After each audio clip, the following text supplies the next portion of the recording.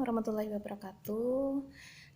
Untuk the next lesson, kita akan belajar tentang peran, fungsi, dan tugas keprotokolan. Nah, kemarin kan Ibu sudah jelaskan apa itu pengertian protokol, protokoler, dan keprotokolan.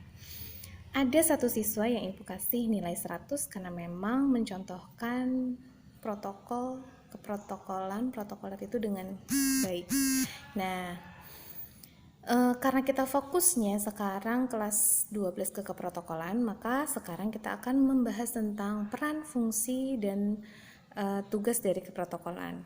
Nah, peran protokol sendiri tidak hanya sebagai pembawa acara ya.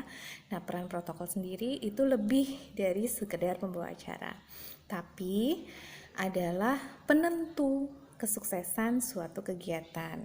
Karena seorang protokol itu tidak hanya dia membaca acara, tapi dia juga lihai untuk menyusun suatu acara, bagaimana acara itu terselenggara dengan baik.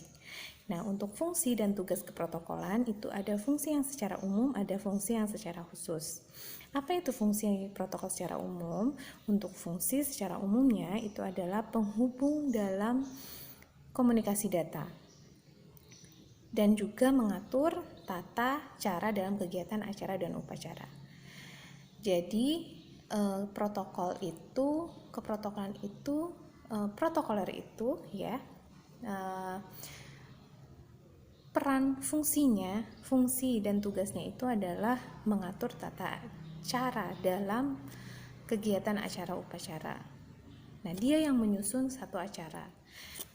Acara itu akan berlangsung apabila kita sudah merencanakan terlebih dahulu susunan acaranya apa saja sih nanti, terus jamnya jam berapa, terus juga bagaimana backgroundnya, layoutnya untuk acara tersebut. Nah, terus yang selanjutnya adalah mengatur tata krama. Nah, seorang protokoler itu harus punya tata krama dalam membawakan suatu acara, dalam menyusun acara. Jadi tidak asal ya, ada aturan-aturannya. Terus juga yang selanjutnya untuk protokol secara umum yang terakhir adalah mengatur tata letak tempat duduk. Bagaimana tempat duduk yang enak untuk dilihat, rapi, terus juga audiens juga bisa melihat panggungnya dengan bagus, atau bisa melihat si pemberi sambutan, pemberi materi dengan baik. Nah, itu untuk fungsi dan tugas keprotokolan secara umum. Nah, untuk secara khusus itu banyak ya. Nah, yang secara khusus itu ada yang namanya pembagian informasi, sebagai pembagian informasi. Terus ada juga yang sebagai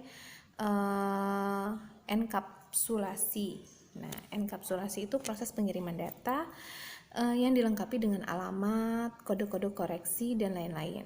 Nah, terus ada juga kontrol konektivitas, artinya mengontrol, membangun hubungan antara komunikator dan komunikan.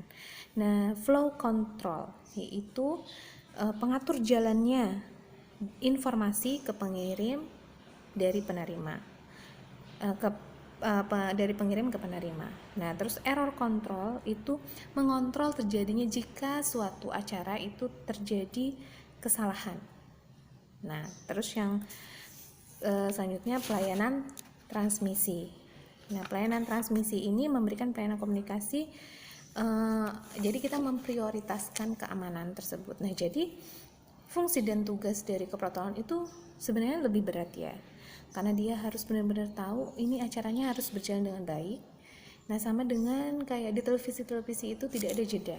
Nah, kalau seorang protokoler mengatur acara, itu tidak boleh ada jeda yang membuat orang lain bosan. Bagaimana acara itu bisa terselenggara tanpa ada kebosanan? Seperti itu ya.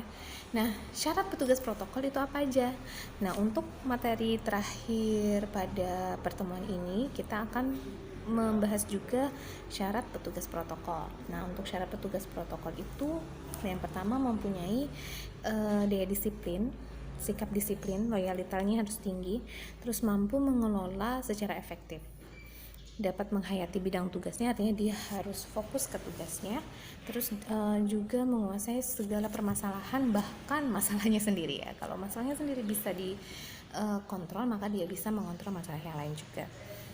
tapi bukan masalah sendiri ketika di protokoler ya. Dia harus bisa juga beradaptasi untuk memecahkan masalahnya sendiri.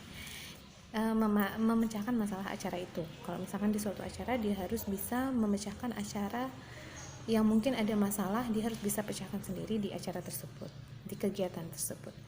Terus memiliki pengetahuan dan wawasan. Kenapa harus memiliki pengetahuan dan wawasan? Karena dengan pengetahuan itu kita juga bisa berbahasa dengan baik. Nah, terus memiliki penampilan, etiket, dan kemampuan berbahasa yang baik. Jadi penampilannya juga harus bagus, etikanya juga bagus, tata bahasa dari intonasi berbicaranya juga bagus, dan juga berbahasa dengan baik. Artinya berbahasanya tidak campur-campur, bahasa daerah tidak bisa dicampur dalam kegiatan ini. Jadi kita harus memakai bahasa universal, yaitu bahasa Indonesia, seperti itu. Nah, itu adalah beberapa syarat bagi petugas protokol yang mau menjadi protokoler, seperti itu. Nah, jadi semuanya itu berat ya.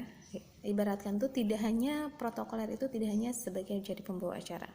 Nah, protokoler dalam membawakan acara juga ada tingkatannya. Jadi protokoler di mana suatu pembawa acara itu, pembawa acara formal dan non formal itu beda. Formal itu dengan suaranya seperti apa, non formal itu seperti apa. Jadi ada ketentuan dan syaratnya masing-masing.